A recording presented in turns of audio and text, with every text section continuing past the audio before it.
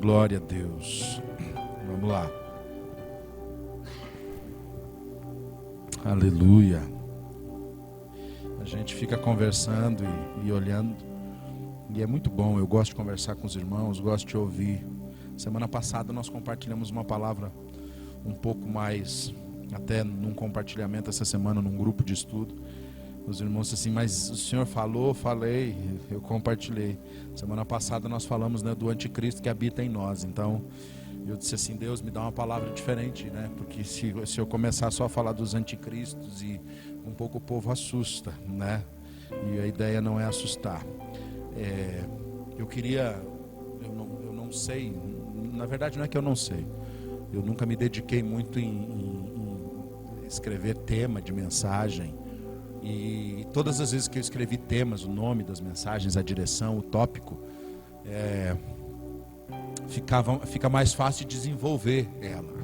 Eu consigo, mas eu sou muito acomodado com isso. Eu ia falar outra palavra, mas não vou não. Né? Eu sou muito acomodado com isso. E aí às vezes fica assim, eu tô lá e eu estudo, e a gente fica, na verdade a gente se alimenta a semana toda. Então quando chega aqui, eu tenho que selecionar toda a comida que eu comi para poder ver aquela que estava boa e a gente botou ali na geladeira para poder servir. E esses são dias que nós temos buscado entender bem assim, porque a Bíblia diz que a igreja saberia o tempo e a forma como o Senhor se moveria ainda nos últimos dias. E se de repente alguém me perguntasse hoje, no culto de hoje, pastor, o senhor acha que o fim está perto? Eu não sei como nós podemos estabelecer esse espaço e tempo perto.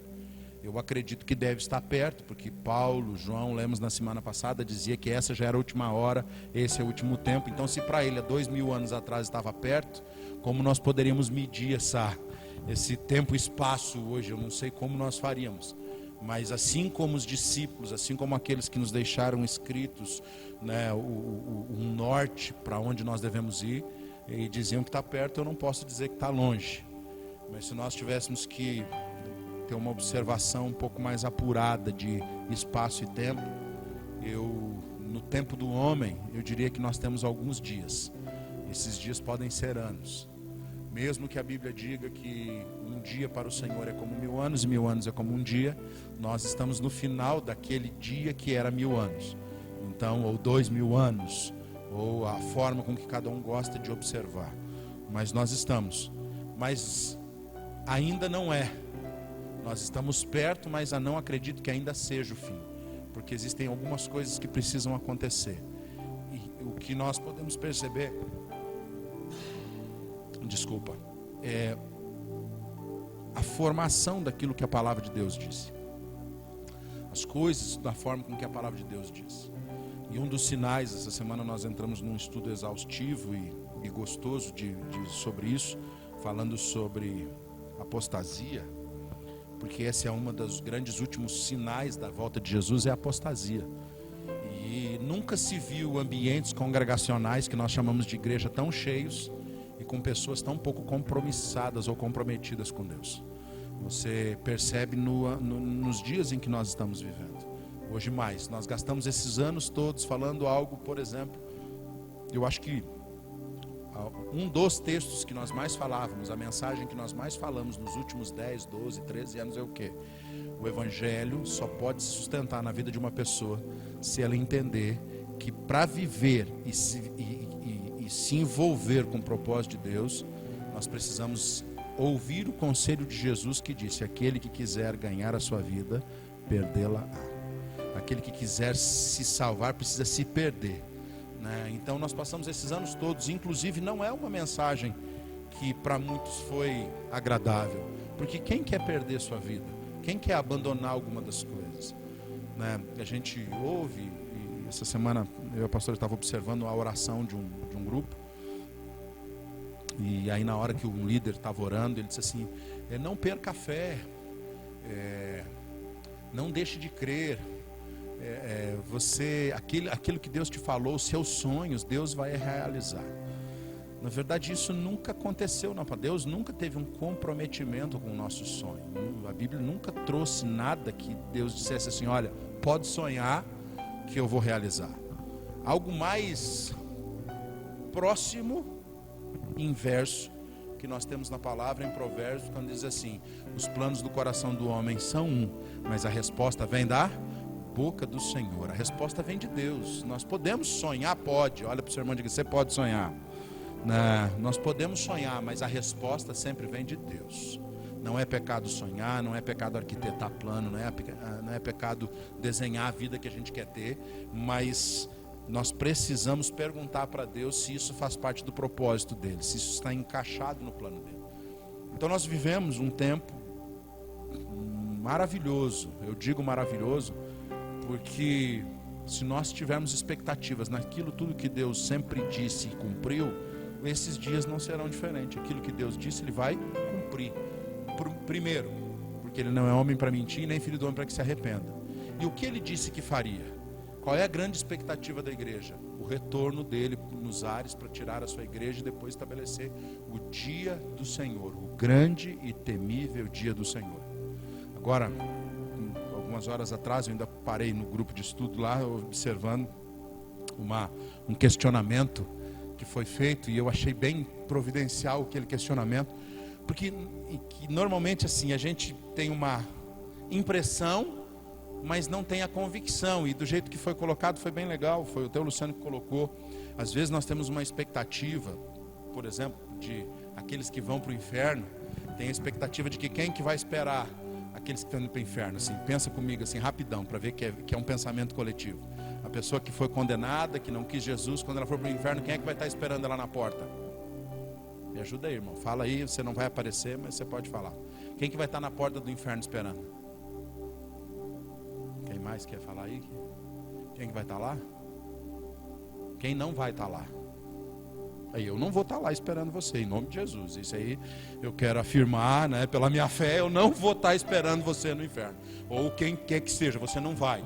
Mas quando a gente tem essa expectativa, a primeira coisa que pensa é isso: o diabo vai estar lá nos esperando. Não, até porque o inferno, o diabo é réu, ele não é porteiro.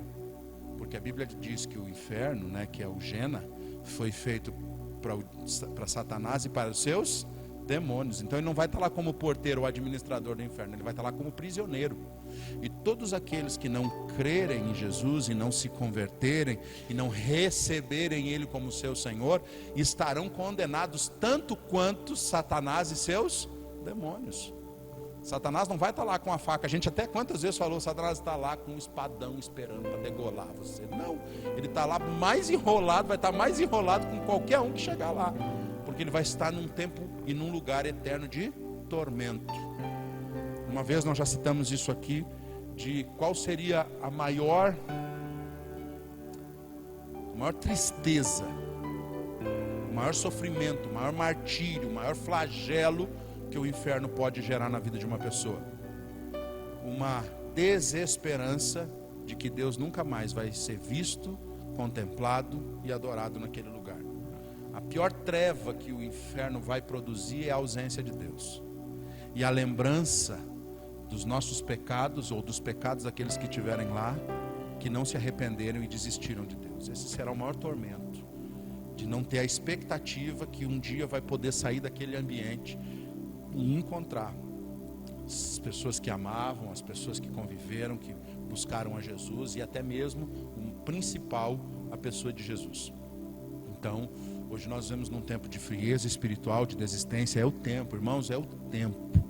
De repente, se você não entendeu ainda, eu repetiria o texto de Judas, quando Judas diz assim: eu queria tanto falar mais de salvação, mas eu percebo que eu preciso falar para a igreja, parafraseando, versão segundo Rafael, que vocês precisam batalhar pela fé. E esse é um tempo que nós precisamos ainda mais acentuar a batalha pela fé. Não é tempo onde você vai ter fé fácil. Você não vai conseguir chegar num ambiente, não necessariamente que não tenha isso, mas você não vai chegar naqueles ambientes que você, como muitos procuravam, ambientes congregacionais ou igrejas, que aparentemente a glória de Deus era palpável. A glória de Deus é palpável para todo indivíduo que quer Deus, não do grupo que quer Deus. Começa o ajuntamento de indivíduos que querem Deus e Deus se manifesta. Mas se o grupo não quiser e um quiser, Deus se manifesta do mesmo jeito, porque Ele é um Deus pessoal. que se move no coletivo, mas ele é um Deus individual, pessoal, que ele fala tete a tete, face a face, que ele fala com a pessoa de forma individual. Então, provavelmente nós não veremos, a não ser naqueles ambientes de muita busca, principalmente se a busca partir do indivíduo. Nós poderemos sentir a Deus. Não sei se você já foi em culto, em algum culto que você estava lá, parece que tinha gente bêbada, que tinha gente que estava nada a ver, e aí você está lá, mas o que será que esse povo está assim? E aí você saía totalmente desligado, e às vezes até julgando quem estava lá num ambiente muito pegado, muito assim. Ou outras vezes você estava num ambiente que parecia que qualquer coisa convidava você para chorar ou para rir. Quantas vezes nós estávamos em ambientes de culto, e às vezes o culto nem estava muito ligado naquilo que a gente estava pensando, mas sentado ou de pé num ambiente, ou uma música, sei lá, dava aquela vontade de chorar, aquela vontade, porque parecia que algo não, parecia não, era real, a presença de Deus era muito massiva, era muito palpável, e aí você ficava ali, mas depois nós vamos ficando tão religiosos, que nós queremos dizer para Deus como Ele deve se manifestar e o dia que Ele deve se manifestar. Deus, hoje o Senhor se manifesta porque hoje eu estou facinho. No outro dia, não, Deus, eu vim aqui porque eu não tinha outro lugar para ir, mas eu estou aqui. Enfim, e nós começamos a tentar doutrinar Deus na forma com que a gente esperava que Ele se manifestasse. Mas hoje nós vemos em dias, e aí como eu comecei falando do tema, preciso concluir para nós entrarmos nas Escrituras. Se nós pudéssemos dar um tema, eu escrevi aqui no meu caderninho, ainda não é o fim, mas precisamos nos preparar para os dias que estão vindo. Nós precisamos nos preparar. Eu vou falar aqui algo que às vezes pode ser até assustador para muita gente. Se aquilo que a Bíblia diz, se a forma que a Bíblia diz, como aconteceriam as coisas nos últimos dias, forem comparadas com os dias de hoje, é bem provável que ainda não é o fim nesses dias, hoje, amanhã, mas nos próximos anos o fim está chegando. Nós não temos como correr, nós não temos como fugir, nós não temos como, a não ser que nós não queiramos isso, a não ser que a gente não queira. E apenas a nossa religião nos trouxe até aqui. Apenas a nossa expectativa de religião nos trouxe até aqui. Com isso eu não estou falando, tenho repetido, principalmente nos nossos ambientes mais pessoais, assim, quando nós estamos com um grupo menor, com pessoas, nós sempre temos dito o quê? Você não deve deixar de trabalhar, você não deve deixar de estudar, você não deve nem jogar fora a planta da construção da sua casa, nem aquele sonho que você tinha de quando ficar velho. Só tem dois que não são velhos aqui, né? Pelo jeito. Quando você ficar bem velho, que você quer comprar, né, uma chacrinha e plantar um tomate, não. Até o novo quer, né? Mas assim, isso, você não precisa tirar isso do coração dos seus planos. Só que nada disso pode ser colocado em frente daquilo que Deus disse que aconteceria. Que se preciso for parar com tudo na vida da gente, para entender o que Deus está falando, às vezes pode estar chegando o tempo nas nossas vidas disso. Nós não podemos parar de viver. Os discípulos no tempo de Jesus, logo depois da ressurreição, ensinavam sobre a vinda de Jesus e tinham expectativa da vinda de Jesus. Passaram-se 2000 anos, as expectativas continuam as mesmas, só que agora nós temos um cumprimento cronológico e profético da palavra de Deus que aponta para aquilo que está acontecendo, para aquilo que o mundo todo está vivendo. E nós temos visto, compartilhado com os irmãos, seja no grupo de WhatsApp, falado algumas coisas. Nós entendemos que, por exemplo, isso que está acontecendo nos dias de hoje é para transformar a vida de todo ser humano, principalmente o da igreja. Porque nós vamos agora precisar entender, para poder viver o propósito de Deus como igreja, nós precisamos entender. Agora são os dias onde o negar a si mesmo, perder a sua vida, né, o se entregar, vão ser necessários uma compreensão mais apurada para que a gente possa viver isso. Vai precisar ter uma sensibilidade maior para os dias de hoje. Por quê? Porque de repente ontem eu estava muito distraído e hoje eu não posso mais me distrair. Hoje eu não posso me distrair com a expectativa de que a NASA diz que a Terra vai ser destruída com um meteoro. Até porque a Terra não vai ser destruída com um meteoro. O que vai destruir a Terra é a palavra de Deus. O que vai consumir a Terra é a palavra de Deus. A Bíblia diz, e nós vamos ler um texto, que a terra vai ser destruída segundo a palavra que Deus liberou. Eu percebo, e segundo o próprio texto que nós temos aqui, o texto de 1 Pedro, ele diz que o grande problema hoje de nós, seres humanos, até mesmo alguns declarados seguidores de Jesus Cristo, é que nós começamos a colocar a palavra de Deus em xeque, em dúvida. Hoje você vê pessoas que dizem que creem em Deus, mas são adeptos e envolvidos de forma muito cega, por exemplo, com o evolucionismo. Nós começamos a tentar justificar e encaixar a existência do homem com a evolução darwiniana. Nós começamos a tentar meio justificar. A ciência explica a palavra? Não, a palavra explica a ciência. Mas nós temos informações de como Deus formou, e o homem tentando descobrir como aconteceu, ele vai ter algumas visões abertas daquilo, vai ter. Até porque Daniel 9 diz que nos últimos dias o que se multiplicaria? A ciência. 9 ou 12, acho que é por ali. Daniel, lê todo o que ele está escrito ali. Mas que a ciência se multiplicaria. Quando você começa a ver, nós sempre tivemos essa expectativa. Quando você via aqueles filmes passados, já falei aqui inúmeras vezes, aqueles filmes que mostravam a tecnologia de 15 anos, quando você vê hoje aquela tecnologia funcionando, você diz, uau! Então a gente às vezes nem tem imaginação daquilo que vai acontecer amanhã, que está muito mais rápido. Nós sabemos hoje, por exemplo, eu vi uma matéria terrível. Eu não sabia, você sabia que hoje existem humanorratos? Não sei se você já viu alguma coisa sobre isso. No que são feitos testes para vacinas, para medicamentos? As cobaias usadas sempre em laboratório foram o quê? Os ratos. A genética e a ciência, o estudo científico da genética desenvolveu trabalhos que hoje nos laboratórios, nos maiores laboratórios do mundo, existem humanorratos. O que é o humanorrato? É um rato com os órgãos e o sistema funcional do organismo todo humano, para que eles possam usar os medicamentos e fazer os testes como se estivessem fazendo nos homens. Outras coisas, por exemplo, como? Lembrando, eu faço as perguntas, irmão, não é para testar o seu conhecimento, é para ajudar você a pensar, porque eu tenho uma impressão no meu espírito que todos um dia já ouviram sobre isso, e você que é amante da leitura da palavra, você já leu, pode até não ter prestado atenção. Mas se nós fôssemos assim, encontrar, não é o motivo, mas um motivo bem importante, ou vamos dizer assim, o ponto final, para que Deus destruísse a humanidade lá em Gênesis, quando Deus mandou chuva e mandou Noé construir a arca. Qual foi assim, a coroa da sentença de destruição? Quem arriscaria me dizer aqui qual foi o motivo principal?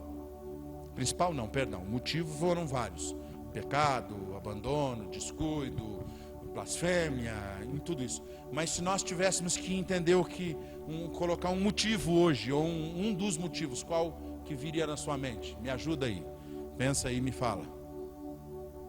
Um de cada vez, assim, porque senão eu não consigo entender. Certo, dos homens com Deus. Quem mais? Tu vai ter que tirar o bagulho aí do Alf e é teimoso para mim poder entender, né? A falta de hospitalidade. E isto, lá em Ezequiel fala isso, acho que 16. Mas tem um outro, que Deus se cansou da humanidade. Depravação. Mas a depravação do homem começou pelo quê? Mais um pouquinho.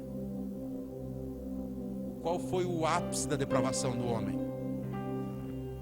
Com o quê? Bestialidade e dos homens com os anjos, que a Bíblia chama dos nefilins, dos gigantes. Quando o espiritual se tornou uma realidade prática na terra, os homens começaram a profanar as relações, e os filhos de Deus viram que as filhas dos homens eram belas, e encarnando tiveram que relação, daí construíram homens híbridos. Foi quando os híbridos tomaram a terra na sua depravação total. Quando você olha lá em Sodoma e Gomorra, quando os homens foram lá, em outro período ali, quando a gente lê lá Juízes, que nós lemos essa semana, né, que estava escrito lá, Juízes, Josué, né, Quando foram lá, os caras foram para guerrear, viram que tinha um pessoal lá, os inimigos lá, os amalequitas entraram lá e queriam ter relações com os homens.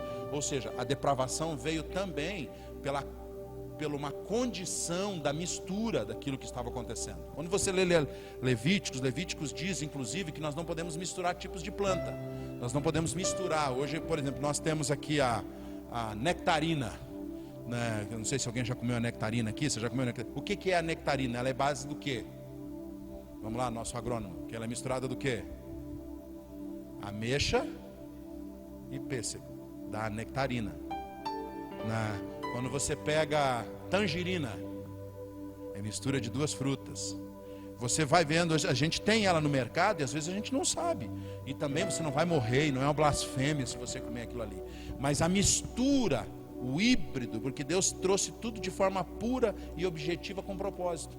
E os homens se misturaram. Eu só quis dar isso aqui, senão vou fugir demais daquilo que eu quero falar. Mas, por exemplo, hoje, a ciência descobriu, por causa do DNA, buscando nos ossos, nas coisas que encontraram no passado, porque eu não sei se você viu que nesses dias na internet está aparecendo muito a questão de gigantes que encontraram de 3,5 metros, 5 metros, 4 metros e tanto. Se você colocar lá, gigantes antigos, tem matéria, mas nunca vi tanta matéria, e tem lá, aqueles gigantes, aí mostram um cara de 5 metros com um homem normal de 1,70 m, e aí o crânio de essa semana, então é History, né? É History, aquele canal, esses dias tem passado um monte de matéria desse jeito, porque tudo de alguma forma, tanto na ciência, quanto no desejo da manifestação do governo contra Jesus, eles tentam trazer uma conformidade, uma aceitação de alguns fatos e conscientizações com informações que receberam no passado. Hoje, já se sabe, por exemplo, que já conseguiram produzir, através de um achado arqueológico, o DNA e montaram a estrutura dos nefilins de novo. A ciência descobriu de novo. Por exemplo, nós temos isso comprovado, principalmente depois que saiu os... como é que chama? Eu ia falar, quase que eu falo errado, os clones, que saiu lá da Dolly, daquela coisa assim. Por exemplo, para profanação, que a Bíblia fala abominação ao Senhor, que é quando começa a perseguição dos santos, quando começa a tribulação, é quando houver abominação. O que é abominação? É quando o sacrifício for feito em oferta a outro Deus, profanações no altar de Deus, lá na construção do templo, do terceiro templo. Ok, mas para que o sacrifício comece, a Bíblia dava padrão de sacrifício, e Deus queria um tipo de raça, um tipo de novilho, um tipo de boi que precisava. Eu não sei se você já viu, extinto há mais de 1000 anos, mais de 1500 anos tinha sido extinto a raça dos bois que eram criados e guardados pro sacrifício do templo. Mais de 1500 anos sumiu. Se você ver, procurar lá hoje, já fazem mais de 10 anos que eles estão reproduzindo, e inclusive nasceu, porque tem até uma marca que tem que ter na testa de um sinal branco, nasceu, tem 2 novilhas que nasceram há pouco tempo, que elas estão sendo preparadas para o sacrifício que será feito no altar reconstruído em Jerusalém. Então assim, coisas que a ciência vem buscando. Então hoje, quando nós ouvimos todas essas informações, e eu quero até dizer para você, daquilo que nós mais vamos falar nesses dias, é para que você se desperte e entenda que o que Deus disse vai acontecer, que Jesus vai voltar, vai buscar a sua igreja, vai buscar a sua noiva, e a expectativa que precisa ser gerada no nosso coração, que nunca devia ter saído do coração da igreja, é esse dia. Só que nós nos distraímos com a mensagem de que Deus tinha planos na terra para nós. Os planos que Deus tem na terra para nós é que nós o glorifiquemos e sejamos um instrumento da sua glória e da sua vontade. E esses são os planos de Deus para todo homem que teme a Ele na terra. E tudo aquilo que você faz, nós podemos encaixar no texto de 1 Coríntios 10, 37, que tudo, comer, beber, trabalhar, estudar, casar, ter filhos, educar filhos, tudo é para glória de Deus. Então você não vai deixar de fazer as coisas, você não pode deixar de fazer porque é para a glória, porque tudo aquilo que eu faço que não é para a glória já está construindo uma ponte de separação ou uma cerca de separação, de distanciamento minha da presença do Deus, do próprio Deus. Se nós não tivermos essa consciência, nós começamos a tolerar um monte de coisa. Então esses dias são dias que nós precisamos falar mais. Nunca deixamos de falar, mas ainda mais, se você, por exemplo, pastor, eu queria ouvir uma mensagem hoje que Deus vai me dar vitória, né? Deus já te deu vitória, irmão, você já é um vitorioso. Coloca a mão na pessoa dos irmãos que estão pertinho, só os casados e família. Você é um vitorioso no nome de Jesus, aleluia, né? Amém? Você é vitorioso, você não precisa ter uma vitória, você já venceu. Você já venceu a morte, já venceu o pecado, já venceu a condenação, você já venceu o medo, você já venceu tudo. Porque o vencedor habita dentro de você, e por causa dele nós podemos vencer todas as coisas. Pronto, somos vencedores. Você não precisa ouvir uma mensagem motivacional, que nem eu ouvi uma oração do irmão essa semana. Sonhe, porque Deus vai passar com todas essas coisas. A pandemia vai passar, tudo vai passar e tudo vai voltar ao normal. Não vai voltar ao normal. Não vai voltar ao normal. Se voltasse ao normal, um culto de domingo como esse, nós teríamos duas expressões. Primeiro, o povo estaria todo animado, não com medo. Segundo, aqueles que um dia tinham expectativa de conhecer Jesus estariam tudo na beirada das portas com medo. Não estão, então não vai voltar ao normal. As coisas não vão voltar ao normal.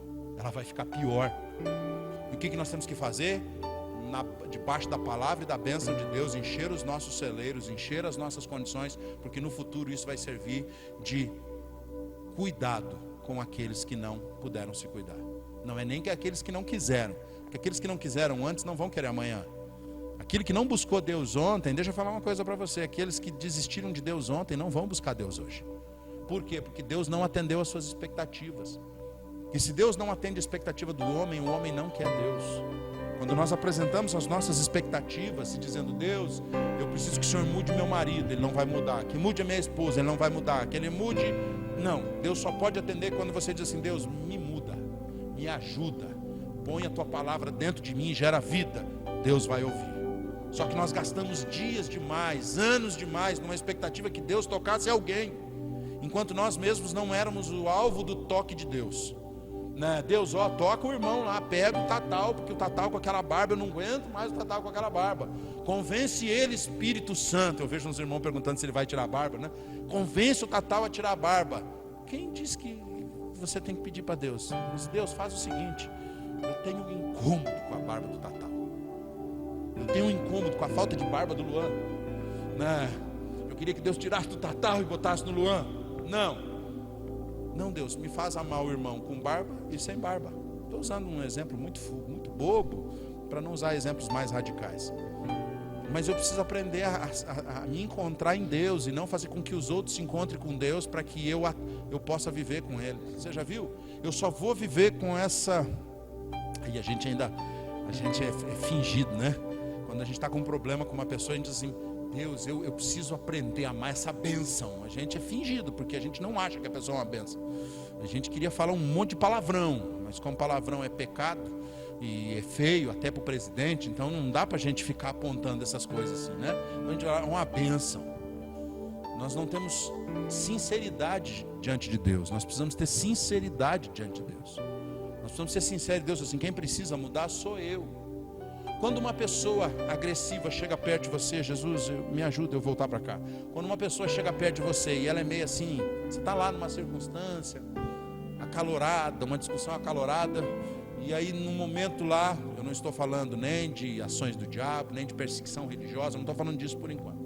Mas eu estou lá batendo um papo com o Rodolfo, daqui a pouco eu me irrito com o Rodolfo, eu pego a minha mãozinha delicada e dou um chulape nele, né? O que o Rodolfo poderia parar para orar? Deus controla o pastor para que ele nunca faça isso? Ou ele deveria orar, Deus, se um dia isso acontecer, me dá condição para cumprir a sua palavra, para poder vir ao outro lado. Nós invertemos tantas coisas que nós queremos que Deus mude os outros, mas não mude a gente. A gente quer que Deus toque e faça qualquer coisa na vida dos outros, menos na minha. Se eu sou nervoso, eu não preciso me acalmar. Se eu sou brabo, eu não preciso ficar manso. Se eu sou isso, eu não preciso nada. O que eu preciso e que eu quero de Deus é que Deus mude os outros para que eu possa viver a minha vida do jeito que eu quero. Então nós estamos sempre tentando pedir, Deus, eu preciso que o Senhor faça algo na vida do meu irmão, mas não na minha.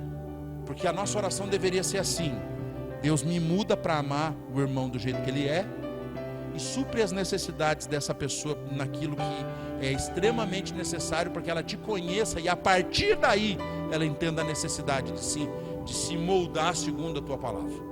Nós temos essa dificuldade. Eu não sei se só eu tenho, eu estou falando de algo que quando o Espírito Santo fala, ele fala comigo. Tem gente, irmão, que eu já falei aqui na igreja, não aqui dos irmãos da igreja, que até eu amo todo mundo sem problema, mas tem gente na relação de uma forma geral que eu amo por obrigação, mas não gosto delas. Que isso, pastor? Não gosta. A Bíblia não mandou gostar, ele mandou amar. Amar é diferente de gostar. Então tem gente que eu amo sem gostar. Pronto. Ué, pastor, o senhor está pecando? Não estou pecando. A Bíblia não mandou gostar, mandou eu amar. E amar é ter uma disposição de servir, de abençoar, de estender a mão, de deixar pisar em cima. Eu vou amar. Mas gostar é outro sentimento, é outra realidade. E nós precisamos aprender a amar e não ser sentimentais ou afetuosos, para que a gente saia daqui gostando de todo mundo. Quem gosta do Fernandinho Beiramar aqui? Fala para mim, que morre de paixão por ele. Ô pastor, eu amo. Como é que é o nome daquele outro, do outro crime organizado? Marcola. Pastor, eu olho para ele na televisão, quando ele aparece atrás das grades, eu fico cheio de carinho, querendo dar um abraço nele. Se você tem isso, você tem problema, irmão. Vem aqui que eu quero orar com você. Eu vou fazer aquela oração profética, com imposição de pé e mãos. Eu do primeiro dou um pontapé, depois um soco. Porque não tem como amar alguém assim. Como é que se ama alguém desse jeito, que está fazendo mal para todo mundo? Gosta. Agora amar, você tem que amar. Ao ponto de orar para que a bênção de Deus, que a presença de Deus chegue na vida dessa pessoa, ela se converta, se arrependa dos seus pecados e encontre Jesus. Isso é amor. Só que nós nos distanciamos tanto de Deus, que não deu tempo para amar mais ninguém.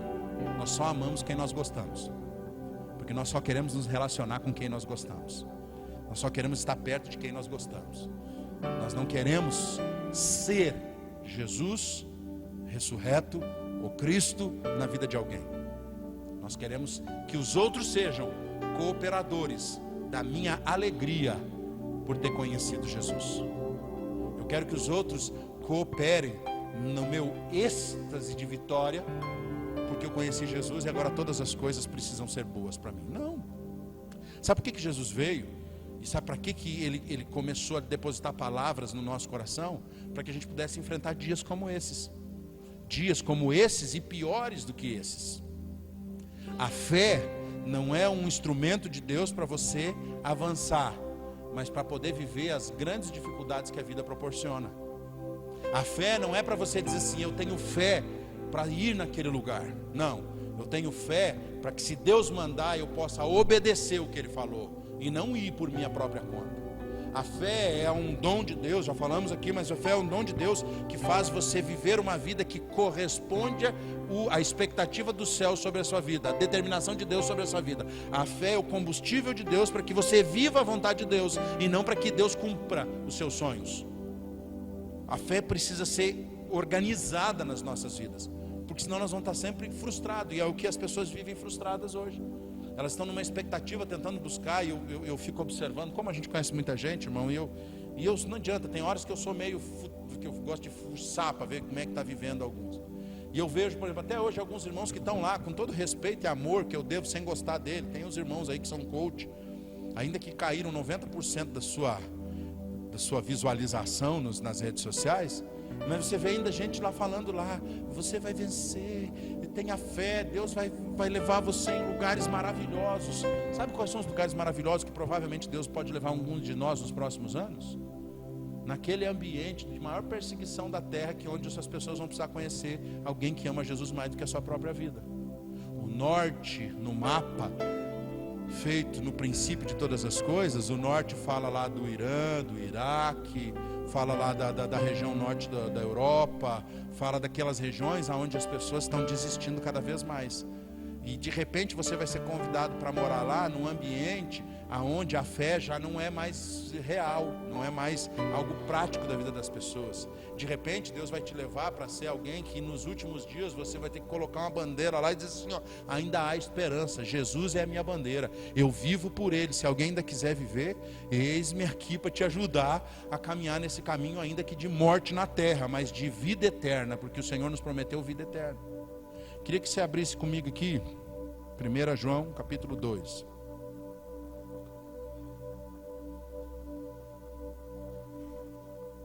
Se você quiser anotar, tem que cuidar só se vai dar o tempo. Se der o tempo aí, cancela os dois.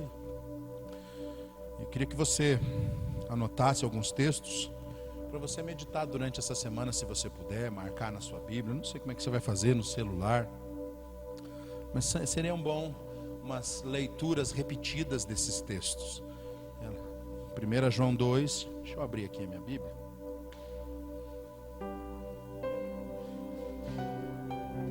Você que está em casa também acompanhando, sei que ninguém vai ver que você nem Bíblia em casa tem, mas abre aí 1 João 2, verso 28 e 29. Ok? Deixa você encontrar. 1 João capítulo 2, verso 28 e 29 diz assim: Filhinhos, agora permaneçam nele, para que, quando ele se manifestar, tenhamos confiança e não sejamos envergonhados diante dele na sua vinda. Se vocês sabem que ele é justo, saibam também que todo aquele que pratica a justiça é nascido dele.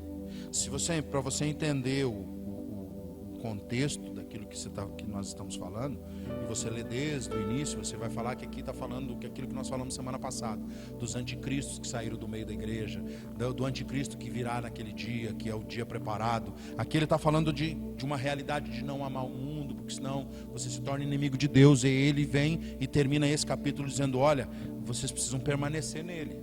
Se vocês acreditam na vida dele, vocês precisam permanecer nele. E se vocês estão nele, vocês têm um comportamento, uma prática, um estilo de vida, uma forma de viver que testifica aquilo que vocês declaram. O texto está dizendo isso.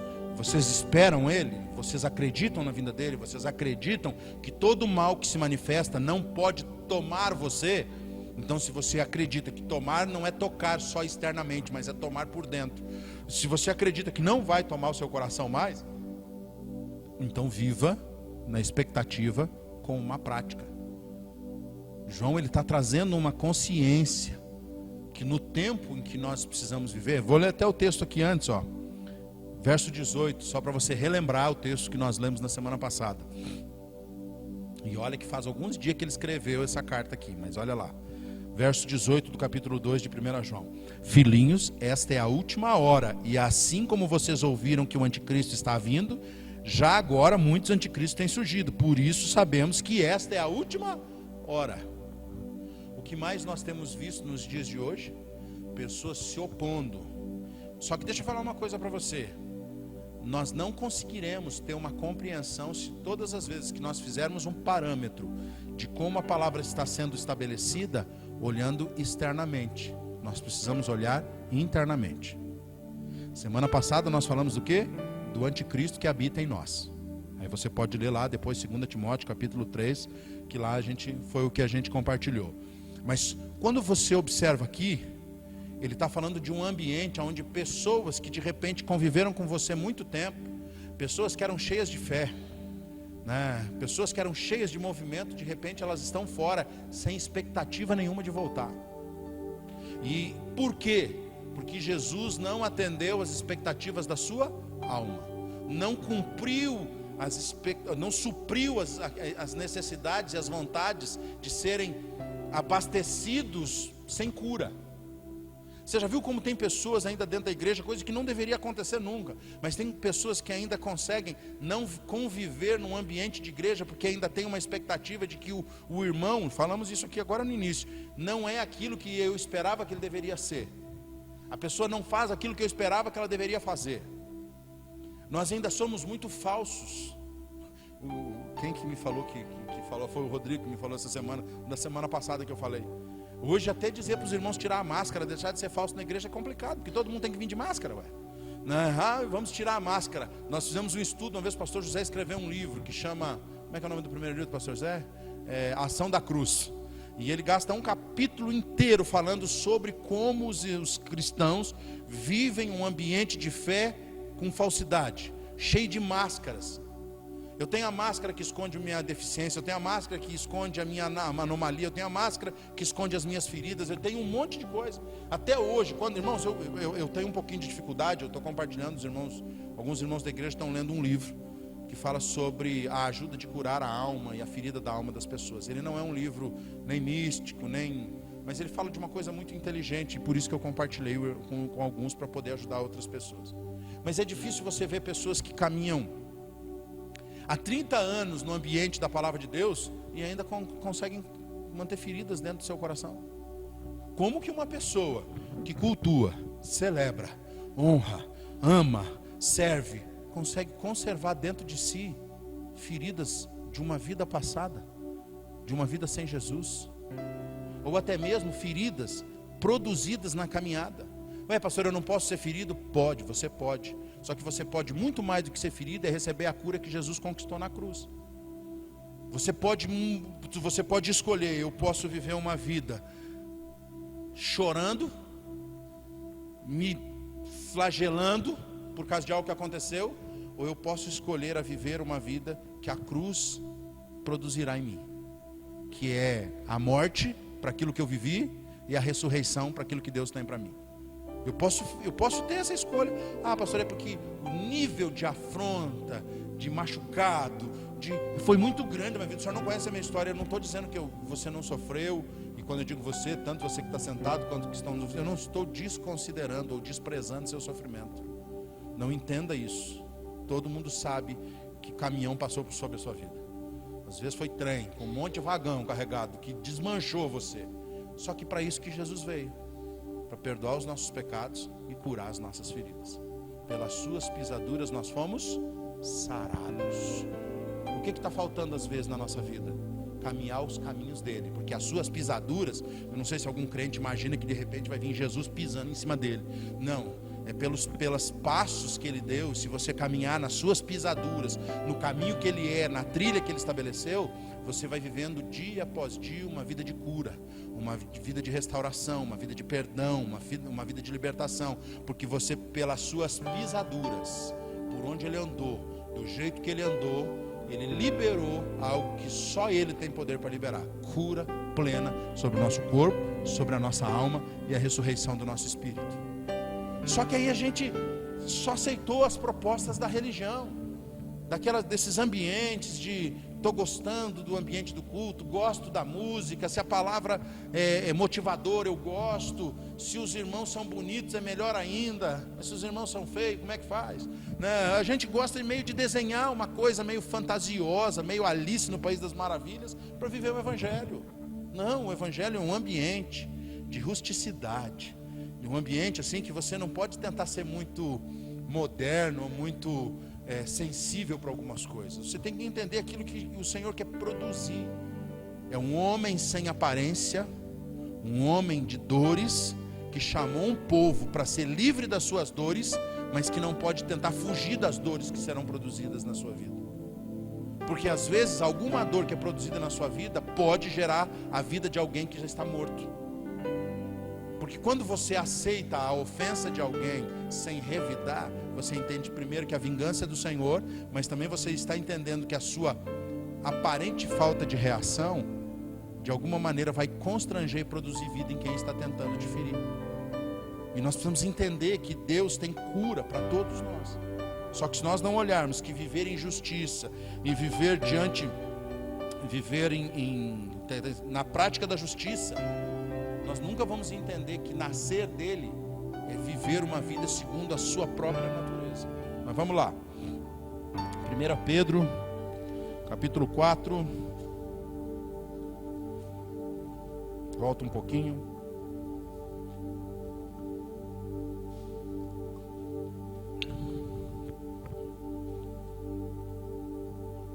Achamos? 1 Pedro, capítulo 4, verso 7. Risca aí ele aí, muito importante. Já risquei 3 vezes ele aqui, 1, 2, 3 vezes. Cada vez que eu leio eu tenho que riscar ele.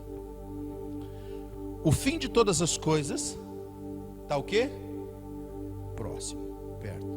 O fim de todas as coisas está próximo. Você pode ler para uma pessoa perto de você aí, enquanto eu tomo água? Leia.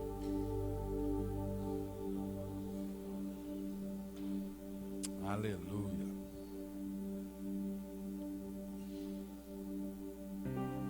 O fim de todas as coisas está próximo, portanto sejam criteriosos e estejam alertas. Dedique-se ao quê? Aleluia. Nós começamos semana retrasada a oração e nós queremos intensificar mais, porque se nós sabemos que o fim que está próximo, só tem duas coisas que podem nos manter vivos até a vinda de Jesus: oração e palavra. Sem oração e sem palavra você não vai ficar vivo. Com filosofia, com psicologia, com discursos motivacional, você não vai ficar vivo até o fim. É a palavra que te leva a orar. E quando você ora, você tem vontade de ler a palavra de novo. Por que nós vamos orar? Porque a palavra diz: dediquem-se à oração. E por que eu me dedico à oração? Porque eu estava meditando e empenhado em conhecer a vontade de Deus pela sua palavra. Então, se nós não estivermos cada dia mais, e eu vou te dizer uma coisa para você, eu já vi um monte de crente desviar. Crente não, os frequentadores de igreja, de desviar e nunca mais voltar e nem querer voltar. E provavelmente nunca volte, porque na sua sustentação eles não colocaram alicerces como oração e palavra. Mas se um dia você conheceu alguém que era uma pessoa de oração e amava a palavra, por mais que ela esteja enfraquecida e hoje fora, ela vai voltar. Ela vai voltar porque o fundamento dela era oração e palavra. Então ela conhece Deus de falar com Ele, conhece Deus de ouvir Ele. Eu falo com Deus pela minha oração e ouço Deus pela sua palavra. Deus fala audivelmente, fala. Deus fala por sinais, fala. Deus fala por sonho, fala. Mas Ele fala muito mais pela sua palavra. Agora, se você não tem amor, você não tem prazer, se você não tem vontade de conhecer a palavra, provavelmente você vai sofrer além daquilo que poderia, porque você não tem onde se esconder naquilo que Deus disse, naquilo que Deus determinou segundo a sua vontade. Mas vamos lá. Dediquem-se à oração, verso 8. Sobretudo, aleluia, amem-se sinceramente uns aos outros, porque o amor perdoa muitíssimos pecados. Como assim, pastor? Nós só nos ofendemos por pessoas que nós resolvemos amar. Só tem poder de nos machucar quem nós amamos. E é aqui que a palavra diz: dediquem-se. Porque se vocês amarem, tudo aquilo que aconteceu até hoje não vai pautar, determinar aquilo que vocês vão viver amanhã. Porque o amor constrói dentro de vocês uma consciência do reino de Deus. Constrói uma consciência da vontade de Deus. Quando nós nos amamos, e deixa eu falar uma coisa, é muito interessante quando Pedro escreve aqui, porque antes dele pedir para amar, o que ele pede para fazer? Um pouquinho antes, irmão, nós estamos aqui, viu? Oração. Se você não ora nem amar, você consegue. Ele traz uma sequência, e não ache que a Bíblia é escrita de forma aleatória. Ela tem objetividade na sua sequência na Escritura. Então, se ele diz assim: olha, os últimos dias estão chegando, sejam criteriosos, estejam alertas, fique orando. A partir de agora vocês podem amar. Dediquem-se ao amor, porque se não tiver oração, não tem amor. Porque como que eu vou amar alguém se eu não conheço o amor? E o amor é a palavra, o amor é o verbo vivo, o amor é Jesus Cristo, o amor é o Espírito Santo habitando dentro de nós. Se não há relação com Deus, não há amor. Tanto é que para mim amar o outro, para mim amar qualquer outra pessoa, isso só é possível se eu ouvir o primeiro mandamento. Não há possibilidade de você amar alguém sem primeiro amar a Deus de todo o seu coração, de toda a sua alma e de toda a sua força. Você nunca vai conseguir amar alguém ao ponto de viver com essa pessoa, mesmo sendo difícil, se o amor de Deus não tomar o nosso coração. Mas isso só pode se a vida com Ele, a intimidade com Ele, a relação com Ele for algo que é fundamentada na oração e na palavra. Nós estamos em cultos de instrução, irmãos. Vamos lá. Amem sinceramente uns aos outros, porque o amor perdoa pecados. Verso 9. sejam mutuamente hospitaleiros. Aleluia. Um tempo que nós vivemos, isso aqui tem que ser profético, ser hospitaleiro. Porque hoje nem a porta a gente quer abrir para os irmãos entrar, né? Com medo que o irmão vai trazer o coronga, né? Não, irmão, fica lá do lado de fora, né? Fica lá. Jesus nos ajuda a orar para poder amar e sermos hospitaleiros, sem reclamação. Aleluia. Cada um exerça o dom que recebeu para servir os outros, administrando fielmente a graça de Deus em suas múltiplas formas. Hebreus capítulo 10.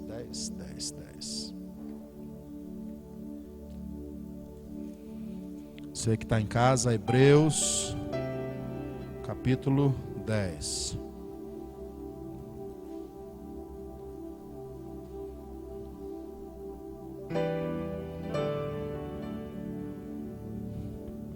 Numa sequência, ok? Eu separei os textos numa sequência. Verso 24 diz assim: e consideremos uns aos outros, para nos incentivarmos ao amor e às boas obras. O texto antes nos ensinou a orar, estarmos alertas, orar, amar, servir e manifestar os dons em favor. O escritor de Hebreus vem confirmando de novo, dizendo: consideremos uns aos outros para nos incentivarmos ao amor e às boas obras. Verso 25: não deixando de nos reunir como igreja, seguindo o costume de alguns, mas procuremos encorajar-nos uns aos outros, ainda mais quando vocês veem que se aproxima o dia. Irmãos, a Bíblia começa falando da vinda de Jesus para a salvação e termina falando de Jesus com redenção. Ela vem em Gênesis capítulo 3, Deus dizendo: vai vir alguém que vai pisar a cabeça da serpente. E ela começa em Mateus dizendo que ele veio, e termina no final dizendo que ele está voltando. Por quê? Porque ele vai completar a obra começada. Mas para que a gente não seja pego de surpresa, nós precisamos estar atentando para algumas direções da palavra: oração, palavra, vigilância, amor, serviço. Você viu? Será que tem alguma estratégia? Eu vou fazer um parênteses aqui, vou parar de ler. Eu tenho só mais uns 8 versículos para ler. Você já prestou atenção, por exemplo? Nós temos hoje em primavera, não, como eu disse bem no começo aqui do nosso culto, eu não sei, que o Senhor nos livre, mas pode acontecer que alguém morra. Mas em todos os lugares que você liga, o número de pessoas que está morrendo, e que o Senhor console a família pela doença declarada, é muito menor que a expectativa. Quando a enfermidade começou, e não que não mate, depende de como está a sua saúde. Está acabando aqui? Então começa de novo. Aqui já acabou? Mas tu pode parar e começar de novo, porque começa os dois juntos. Deixa eles começar, eu termino aqui. Não, de repente isso não é para estar no negócio. Já encerrou, encerra aí e começa de novo. A quantidade de pessoas que têm morrido em vários lugares não é a expectativa que tem.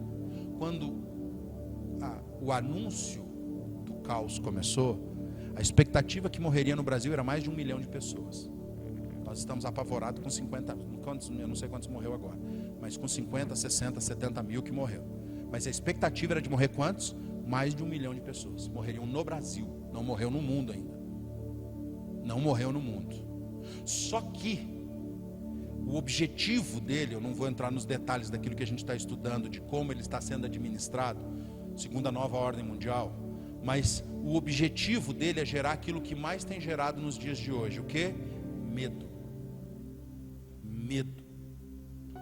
Como eu dei o exemplo, uma pessoa espirrou, eu não aguentei, na hora não deu, porque me deu um acesso de riso, sabe? Eu comecei a rir, eu tive que tirar até a máscara para rir, porque quando deu aquele espirro, o assombro daquelas pessoas, a cara de pavor que você vê no olhar do cara, assim, tipo, você só pode ser um xiita, você só pode ser alguém que está com bomba aqui, que vai matar a gente. É o que parecia naquele ambiente. E até hoje você vê no nosso ambiente, às vezes em casa, a gente espirra e um olha para o outro, né? Se você está espirrando, vai tomar banho, vai fazer alguma coisa, tomar um chá, é muita coisa. É real, ninguém está brincando. A enfermidade, o vírus é real, está machucando gente, está deixando gente. A gente conhece pessoas que pegaram, então não é mentira. E se não cuidar, mata. Mas não é tudo isso. Agora o medo está tomando conta das pessoas. Ainda que não de todos, mas, por exemplo, qual é o objetivo maior de parar nesse tempo? Aqueles que têm uma palavra de esperança. Aqueles que têm fé para continuar vivendo. Nós estamos aqui no ambiente, louvado seja Deus pela vida de vocês. Inclusive nem poderia ter muito mais gente do que tem aqui hoje, no máximo mais umas 8 pessoas, né, para ter os espaçamentos certinho, 8, 10 pessoas. Mas cadê as pessoas? Cadê? Quase 80%, 90% dos pastores em Primavera têm falado do susto que eles estão tomando das pessoas não voltarem para a igreja, para ter culto. 90% não está voltando. Algum que outro que está conseguindo ver um movimento, não sei qual é a expressão da palavra deles, mas é Deus com eles, amém? Então não vou questionar isso, é Deus com eles. Mas a grande expectativa da maioria dos crentes nesses dias é: vamos ficar em casa. Até porque se eu chegar lá na igreja, eu vou ter que cumprimentar o irmão, e eu não quero tocar no irmão, porque o irmão pode estar com uma peste, porque já não é nem vírus, é uma peste. A gente tem quase medo que nem a peste deve estar com a peste, né? Então é mais ou menos assim. Irmãos, por favor, não entendam, eu estou repetindo exageradamente. Não entenda que a gente não tem que se cuidar, não tem que ter prevenção. Eu não vou tirar a foto dos irmãos que estão de máscara, né, para botar mas tem que ter isso. Vamos cuidar. Mas o que está sendo gerado dentro é pior do que a expectativa de fora. O que está sendo gerado dentro é pior. E nós vimos isso no mundo inteiro. A Europa ainda não abriu, vai para 3 meses, não abriu para culto. Ela não abriu ainda. Grande parte das igrejas da Europa não abriu para culto. O Brasil só está abrindo porque existe um propósito de Deus para o Brasil. Porque, inclusive, aqueles que estão manipulando para isso acontecer, estão mexendo todas as suas forças para ver se conseguem fazer de novo. Não sei se você viu, saiu um decreto essa semana, por causa de um medo de uma pessoa, que era para fechar todo o comércio, fechar todos os ambientes de coletividade e as igrejas. Terça-feira saiu um processo contra a prefeitura para que fossem fechados de novo, até o mês que vem. Tudo fechado. Por quê? Porque aumentou o número. Até comentava com o Nilo hoje. Nós temos um número lá de 70 e poucas pessoas contaminadas. A gente chega a ficar assustado, né? 70 e pouco, mas a gente esquece de tirar os 17 que já foram curados. A gente não olha que é 50, a gente olha que é 70. Porque a ideia é continuar trazendo, e aquele modelo, segundo eu perguntei para as pessoas envolvidas, é um modelo que é determinado pelo Ministério da Saúde. Não é que eles estão, faz de qualquer jeito. Tem lá, tem que ter os contaminados, os que estão, e tem que ter daquele jeitinho. Aí mostra lá, tantos contaminados. E aí vai gerando medo e pavor. E a gente já não quer mais. Parar de trabalhar não tem como, porque senão como é que sustenta? Parar de se envolver com as coisas que precisam ser envolvidas não tem como, porque como é que dá sequência? Só que no restante, vai para casa. Eu sei, muitos irmãos já estão fazendo aqui, a gente faz. Quando eu chego em casa, outras vezes, dependendo de onde eu fui, eu tenho que fazer. Já vai se pelando dentro de casa, porque o Covid pode estar vindo arrastando por alguém. Vai, toma banho e depois volta e pode conversar. Antes disso não pode. Por quê? Porque a gente está com prevenção. Será ou é só medo? Porque segundo John Piper, não está escrito na Bíblia, mas é um dos maiores homens de Deus no seu testemunho na terra, nos dias de hoje. Ele diz que o coronavírus é o selo de Deus para testificação do seu chamado e salvação. Por quê? Porque se você pegar e for curado, Deus operou porque sua vida tem propósito. E se você for abatido, é porque Deus estava esperando você no céu. Ele não aguentou mais de saudade e quis levar você para morar com Ele, aquilo que a gente tem expectativa desde que conheceu Jesus, a eternidade. Só que a gente está tão aficionado na terra. De manhã no café com a pastora, até ela postou o texto no grupo. A Bíblia diz que se nós homens temos somente, 1 Coríntios, acho que capítulo 15, verso 19, 19, verso 15.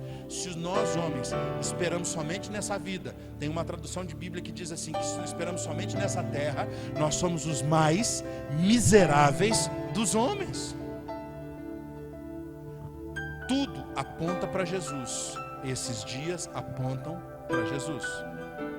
Como tem sido a nossa fé e a nossa resposta? O texto diz: cuidado.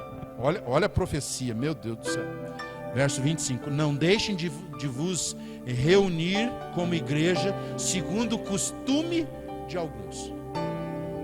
Esses dias, porque o final está dizendo que o dia se aproxima. Esses são os dias que a desconstrução da vida do corpo é o objetivo de todos. Porque se o rebanho estiver disperso, as ovelhas são mais fáceis de serem atacadas, roubadas, destruídas. Pastor, mas o senhor está falando que a gente precisa juntar todo mundo? Não. Que a gente precisa ter uma consciência de estar congregando, de ser congregação, corpo. Porque igreja nós já somos quando estamos juntos. Mas tem que haver uma consciência. Porque se não houver essa consciência, é muito possível que a nossa fé vá minguando. Ah, pastor, mas eu tenho fé, eu tenho Bíblia, eu oro, assim, mas você já viu que quando você se distancia, não sei se alguém já se distanciou por um tempo da igreja, a gente vai se distanciando do ambiente. Quando eu falo igreja, congregação, conforme o texto. Você vai perdendo o ritmo de oração, leitura de palavra, algumas coisas se tornam mais comum. Aí de repente aquilo que era maravilhoso na nossa vida, palavra, oração, comunhão, já não está tendo tanto, a gente já não sente mais tanta falta. E aí outras coisas preenchem o nosso coração. E aí daqui um pouco você vê aquele irmão aquela pessoa, daqui a 5 meses. Você viu ela umas 3 vezes. Aí você vai conversar com a pessoa. Tudo que ela tem para falar não está ligado naquilo que você acredita ou ela acreditava. Porque a palavra de Deus ensina que a boca fala o que está cheio o coração.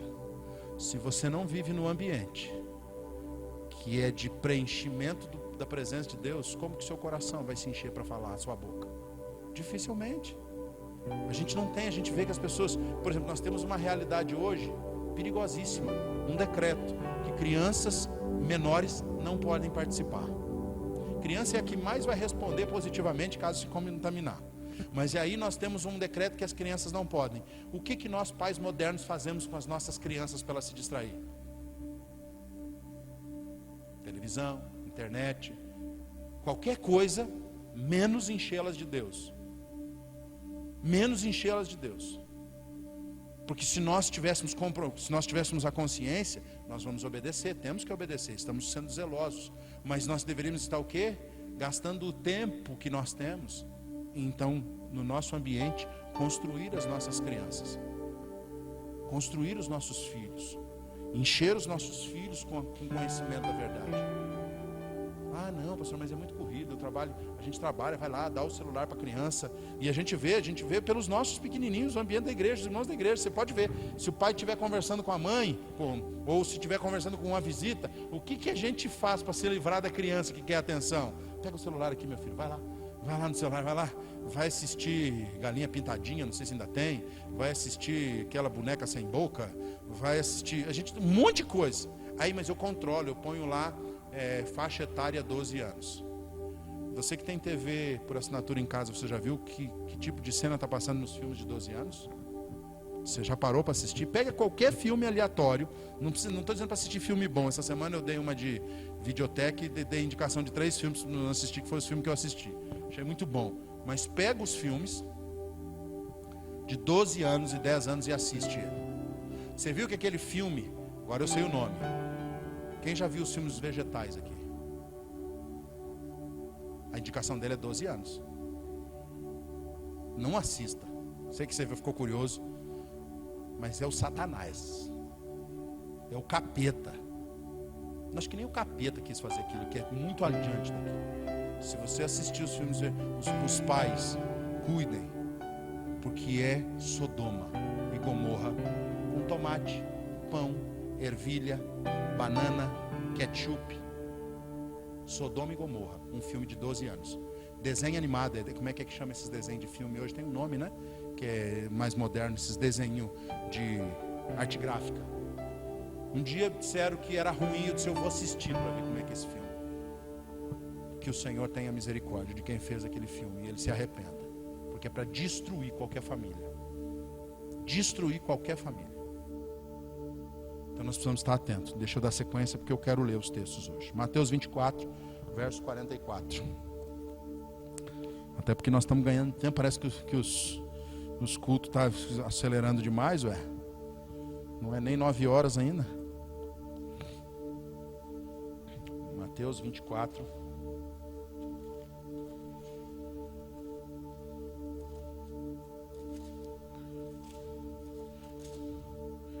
Mateus 24, verso 44. Amém? Encontra aí.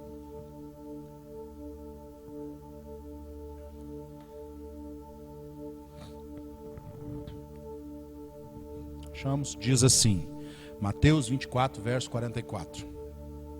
Assim, vocês também precisam estar preparados, porque o Filho do Homem virá numa hora em que vocês menos esperam.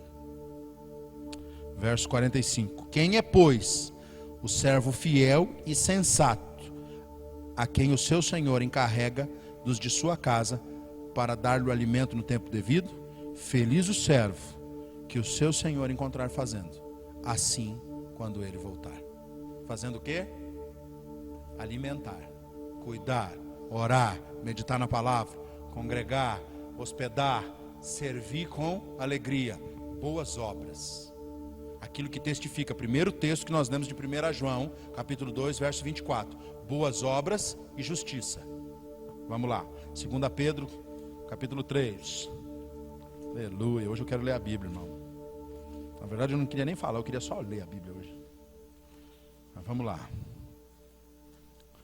1 Pedro. 2 Pedro, capítulo 3. Segunda carta de Pedro, capítulo 3. Achamos?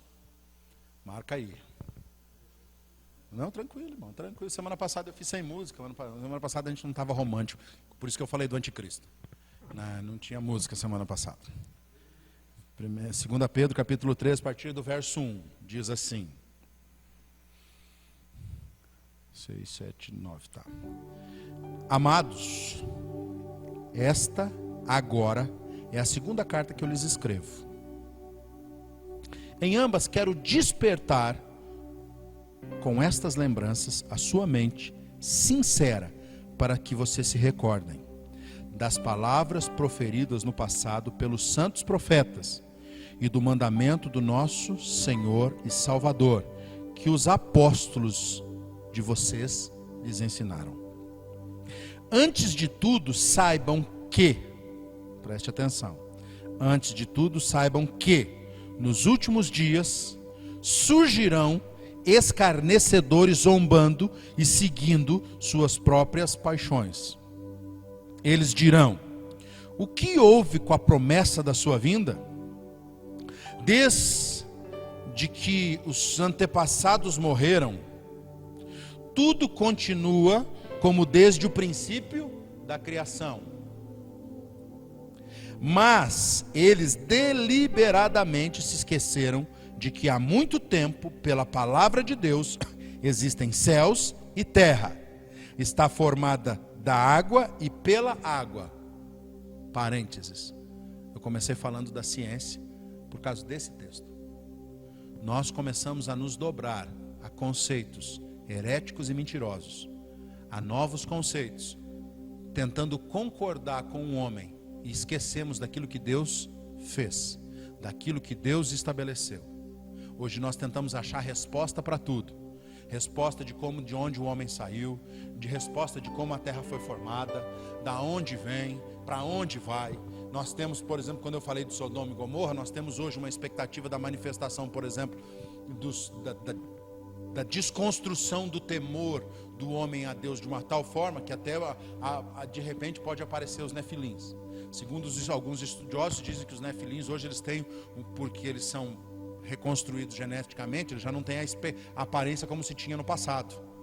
Se você visse no passado, eles eram homens grandes, monstrãos mais grandes. Hoje eles não terão a mesma expressão. Só que se você procurar dos últimos 3 meses, eu estou acompanhando os filmes que mais passam nos canais, tanto abertos quanto canais de coisa, não o mais, mas que um dos que mais passam é falando sobre extraterrestre e alienígenas.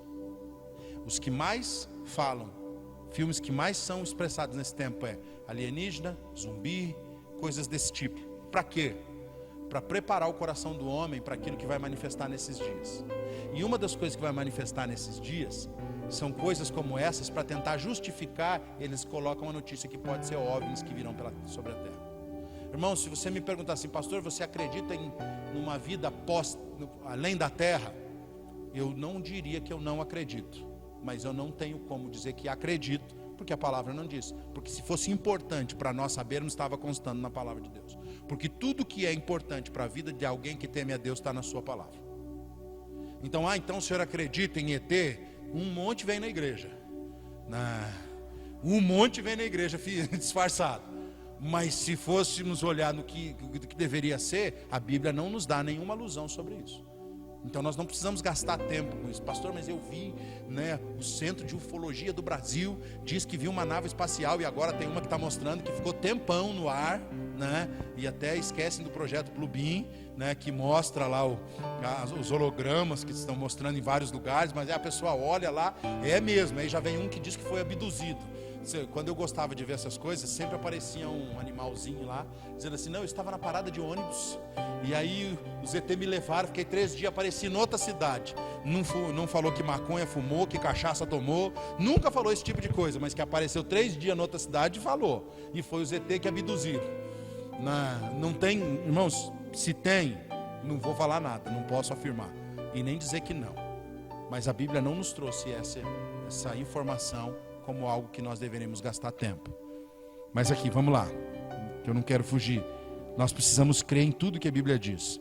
Verso 5 que nós lemos, Esqueceram que há muito tempo, pela palavra de Deus, existem céus e terra, e pela água, e está formada da água e pela água. Verso 6. E pela água o mundo daquele tempo foi submerso e destruído. Noé. Pela mesma palavra, os céus e a terra, que agora existem, estão reservados para o fogo, aguardando para o dia do juízo e para a destruição dos ímpios. Não se esqueça disso, amados. Para o Senhor, um dia é como 1000 anos, e 1000 anos como um dia. O Senhor não demorará em cumprir a sua promessa, como julgam alguns. Ao contrário, Ele é paciente com vocês. Fala para o vizinho aí, Ele é paciente com você. Ele é paciente com vocês, não querendo que ninguém pereça, mas que todos cheguem ao arrependimento. O dia do Senhor, porém, virá como ladrão. Os céus desaparecerão com um grande estrondo, os elementos serão desfeitos pelo calor, e a terra e tudo o que nela há será desnudada ou destruído. Deixa eu só ver até onde que eu... Aqui, deixa eu parar por aqui, não vou para o resto não. Então qual é a nossa certeza que acontecerá nos próximos dias? E esses dias podem ser anos, mas não muitos. Que tudo que existe na terra vai ser destruído. O que não vai ser destruído na terra? Tudo aquilo que for ser levado pelo Senhor Jesus para o alto. E quem que Jesus quer levar para o alto? Aquilo que eu construo ou aquilo que eu sou? E às vezes nós gastamos mais tempo, gastamos a nossa vida em fazer coisas que nós não poderemos levar. Repito, sou chato, eu sei. Faça tudo o que você tem que fazer, mas não ponha seu coração em nada. Ponha o seu coração só naquilo que você pode levar para o céu junto. E quem que você pode levar para o céu? Sua família, seus amigos, seus conhecidos, seus colegas, as pessoas que Deus colocar no seu caminho. Esse você pode levar. E é por esses que nós temos que nos empenhar nesses dias. Por pessoas que valem a pena. Pastor, mas os meus amigos, as pessoas que eu conheço, não vale a pena. Então você está olhando por você mesmo. Porque se você olhar pelos olhos de Jesus, você foi salvo sem valer a pena. Os outros também valem a pena. Nós precisamos estar observando e estar cumprindo a palavra, para que quando Ele venha, Ele nos encontre fazendo o que Ele nos mandou fazer. Nós precisamos estar muito atentos, irmãos. Como eu queria, e eu quero compartilhar, a gente quer nos próximos dias fazer as reuniões de casa. Nós temos a oração A oração está sendo feita, desde, como eu disse, da semana retrasada, primeiro na casa do Luan. Do Luan ainda pegou a última semana de todos os dias. Essa semana foi no Tatal, foi legal demais. Foi muito bom ter ido lá. Essa semana agora é na casa do pastor André. E nós, para que possamos voltar sem peso e sem parecer que é um desespero para a igreja. Irmãos, a minha expectativa, eu já falei semana passada, os irmãos foram me perguntar e a gente tem conversado sobre isso. Eu estou esperando um sim de Deus para fechar o salão. Eu acho que ainda não é tempo, assim, a minha alma diz que não é tempo, mas nós estamos orando. Por que fechar, pastor? Porque às vezes é jogar um dinheiro desnecessário fora que podia ser investido em outra coisa. Nós poderíamos investir em vidas, podíamos estar preparando para os últimos dias, que pessoas vão precisar ser ajudadas. Muita gente vai precisar ser ajudada nos últimos dias, principalmente agora naquilo que vai acontecer. Se aquilo que o mundo diz que vai acontecer, eu estou dizendo o mundo para não dizer lugares, que há um possível fechamento de novo a partir de agosto e setembro. Se agosto e setembro fechar de novo, que é uma expectativa declarada por algumas ordens mundiais, se fechar de novo, nós vamos sentir um pouco menos, porque nós temos um propósito na nossa região. Um pouco menos é uns 20% a menos só, perto dos outros lugares, de 20% a 30%. Eu penso, eu não estou dizendo que eu tenho uma revelação. Então tem pessoas que vão precisar ser amparadas por nós como igreja. Pessoas que vão perder os empregos, pessoas que vão ficar sem comida. E de repente jogar dinheiro num salão pode ser o alimento de muita gente. Pode ser o sustento de muita gente. Porque o problema não é nem perder o emprego. O problema é encontrar outro emprego. Porque até dias atrás, em qualquer lugar do mundo, a pessoa perdia o emprego, pegava o currículo e achava outro melhor ainda. Ou pelo menos conseguia viver. E daqui para frente, quando perder os empregos, que não terá outro emprego, para muitos, de outros lugares. Às vezes aqui a gente vai se virar bem, mas em outros lugares, pessoas que você conhece, que de repente você não sabe o que fazer e vai ter que trazer ela para cuidar. A igreja tem que estar preparada para isso. E por isso que eu digo, peço que os irmãos orem por nós, orem. Se você tiver uma palavra, compartilha comigo, compartilha com os irmãos. Porque se Deus mandar fechar, irmãos, eu não penso duas vezes. Porque essa congregação nunca foi fundamentada no salão, ela foi fundamentada nas relações que nós construímos fora daqui. É no dia a dia, é na oração, foi no partir do pão. Tanto é que muitos dos irmãos que nós continuamos nos relacionando durante todos os dias são os irmãos da oração. Nós temos 12 casas de oração aqui no ambiente da igreja. Então são 12 famílias que recebem as outras famílias. Se nós dessas 12 tiver mais 2 ou 3 que possam fazer reuniões de edificação e compartilhamento da palavra da noite, nós não precisamos de salão. Porque o salão não é a igreja. Só que a nossa cultura, infelizmente, diz que nós precisamos de salão. Porque parece que a gente sente mais a presença quando tem salão. Aqui Deus vem, né? Deus tem hora marcada. Ele vem e aí parece que tem todos os instrumentos, né? E aí, não, Deus vem em qualquer lugar, irmão. É só você invocar, que Ele vai vir. Então nós estamos orando, tentando compreender os dias. Porque se realmente acontecer, não é pelo pagar. Eu digo que eu louvo a Deus. Os pastores me perguntaram, e como é que está lá? Eu disse, irmão, de vez em quando aparece até umas ofertas aqui de irmão que eu nem sabia que ofertava, né? Então o cuidado está para a glória. Não está fácil, não está sobrando, não está nada, não tem dinheiro sobrando. Mas o cuidado de Deus tem sido excepcional. Nós temos visto Deus cuidar. Só que, porque os irmãos aprenderam que não ofertam na estrutura, ofertam no princípio, pelo princípio. Cumprem princípio, obedecem a palavra. Não é por causa da estrutura. Então hoje nós fecharemos o salão sem medo nenhum. Diz assim, mas e se fechar o salão, os irmãos não vão ver o envelope, o gasofilaço? Os irmãos já acostumaram aqui que nem oração por quem a oferta recebe, quase. De vez em quando a gente entende, Deus manda orar, a gente ora. Caso contrário, recebe a oferta, senta no lugar, porque a Bíblia garante que quem oferta recebe uma bênção direta de Deus, não precisa de nenhum intermediário, não. Eu vos farei abrir a janela dos céus, assim diz o Senhor. Não é um homem que vai orar para abrir a janela do céu, porque senão não precisava ofertar, nem dizimar, nem nada. Então, orem, porque nós estamos querendo reorganizar para que a igreja continue viva, congregando, mesmo que sem salão.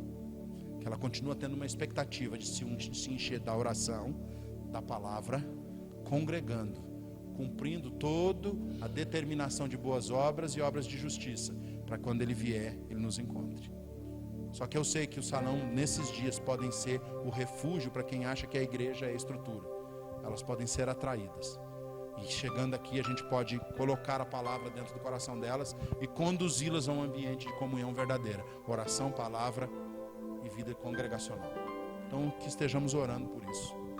Que estejamos orando, porque nós vamos ver muitos salões, como temos visto fotos de mega salões que gastaram fortunas e fortunas e hoje não tem ninguém. Nós não gastamos e não gastaremos nada com aquilo que nós não podemos levar para o céu. Nós investiremos naquilo que pode cuidar das pessoas que levam para o céu. Até nós falamos o Nilo, falei com o Rafael, o pastor André, nós conversamos. Se nós pudéssemos comprar outra chácara, nesses dias nós compraríamos. E eu creio que Deus vai abrir uma porta e nós vamos comprar outra chácara, porque serão os lugares de refúgio para os últimos dias. Nós vamos precisar de cidades, como a Bíblia diz, das cidades de refúgio, nós vamos precisar de lugares de refúgio. Lugares que nós teremos o nosso próprio subsistência, teremos ambiente, porque nós acreditamos, segundo a palavra, que nós passaremos a grande tribulação. E a grande tribulação haverá perseguição para os filhos de Deus. E para que nós não sejamos manipulados ou presos pelo sistema, nós precisaremos ter ambientes que nos guardem até que a tribulação vença. Para que, segundo o texto de Apocalipse 20, diz assim, 20, né? E quando João viu debaixo do trono de Deus uma grande multidão cantando e gritando aleluia, e ele pergunta para o anjo, quem são estes? Esses são aqueles que venceram a grande tribulação. Então precisamos vencer a tribulação, e para vencer nós vamos ter que nos guardar e criar ambientes de cuidado com os outros. Então nós já temos duas, nós estamos pensando em mais para ter esses ambientes. Ah, o irmão perdeu o serviço, não tem mais a casa, onde que você mora? Vai lá para uma barraca no meio do mato lá e fica lá que você não vai ficar desamparado. Nós vamos cuidar de você lá naquele ambiente. Você cuida do canteiro de rúcula, né? Vai lá e cuida daquele canteiro de rúcula, que esse vai ser a rúcula que você vai dar para aquele outro irmão que vai te trazer o tomate. E você vai dar para aquele outro que vai te trazer uma galinha. E nós vamos cuidar. Pastor, é meio escapista isso. Isso é meio, como é que chama, que o pessoal tem um monte de site na internet de sobrevivência. Tem. Fale o que você quiser, mas eu acredito que nesse tempo nós vamos ter que estar nos preparando para isso. Nos preparando para isso. Amém? Pode desligar o celular. Eu vou falar um detalhe que eu penso que não vai ser positivo eu falar no celular, porque eu vou assustar os irmãos que estão ouvindo. Quando a Bíblia diz assim, vai no meio do caminho.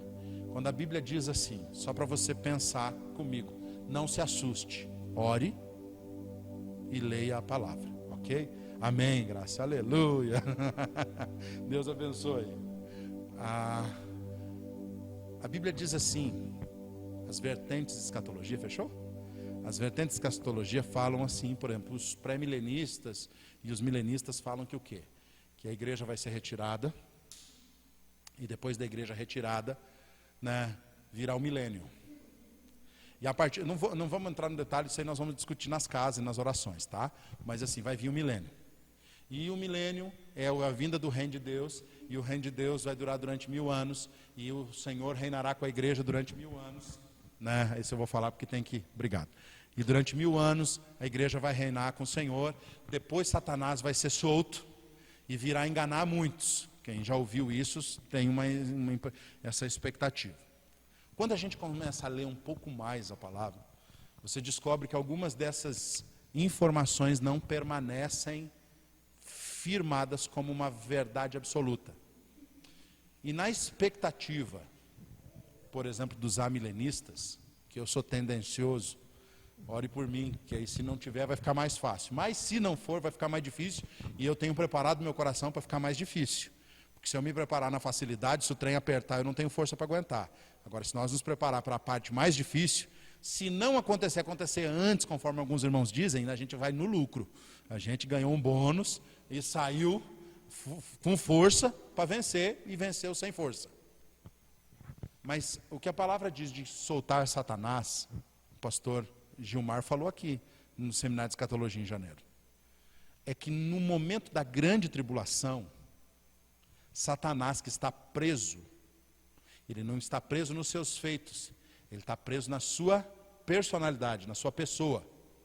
Quando ele for solto, é que virá a perseguição aos santos.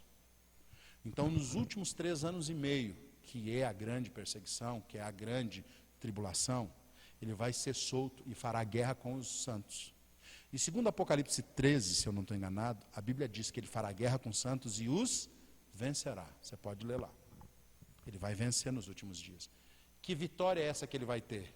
Em tirar os santos antecipadamente da terra. Para ele venceu. Para aquele que acredita em Jesus, ele acabou de perder. Porque aqueles que morrerem com Cristo ressuscitarão primeiro.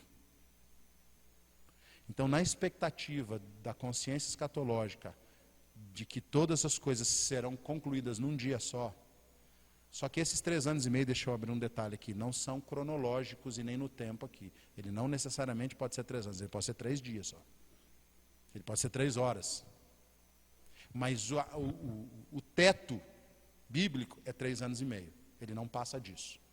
Mas ele pode ser, porque ele até diz que aqueles dias seriam abreviados, porque senão nem os santos resistiriam. Qual é a única maneira que nós teremos de nos guardar? Tendo ambientes de cuidado mútuo, hospitalidade e serviço de boas obras. Não vai ser uma coisa tão fácil assim. Eu não penso e não creio que a tribulação da mais intensa nós vamos viver aqui, mas nós viveremos perseguição. Mas nós não viveremos por quê? Porque o centro da perseguição é Jerusalém. Então é lá, quando a abominação for feita, que é o sacrifício no altar de Deus, que as coisas vão começar. Então, o que o mundo está promovendo hoje? Medo com uma proposta de paz e segurança. Fique em casa, que você vai ser guardado.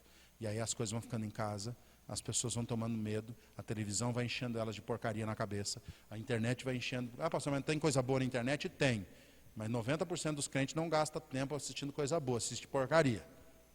Né? E aí fica assistindo, por exemplo, que o filme é tão legal. O senhor não gosta de filme? Gosto, um pouco, mas gosto.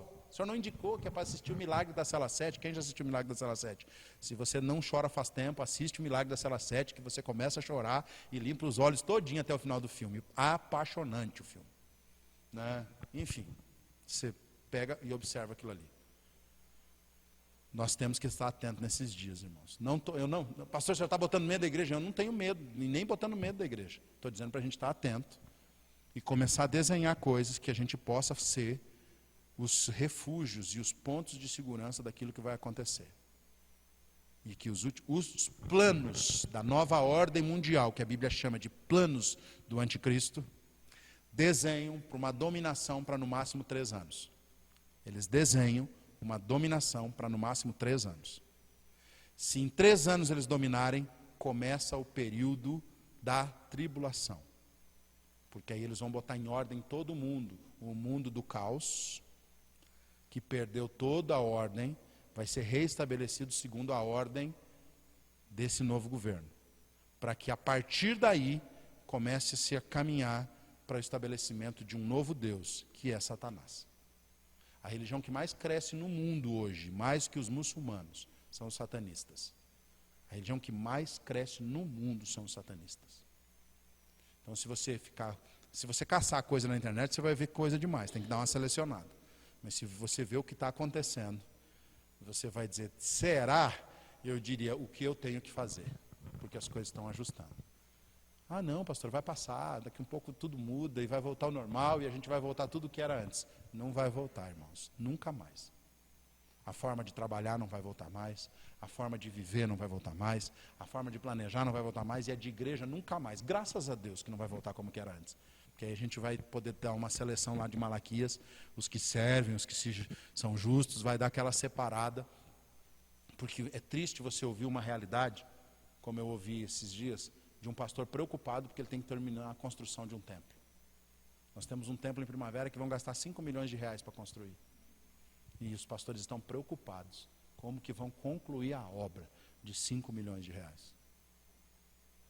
Se nós tivéssemos temor de Deus, porque a gente faz parte dessa igreja, a gente pode até estar num outro ambiente, porque a igreja é uma só. Nós estaríamos preocupados em construir outras coisas. E não um templo para deixar o anticristo sentar nele. Mas um ambiente de segurança. Vamos ficar de pé?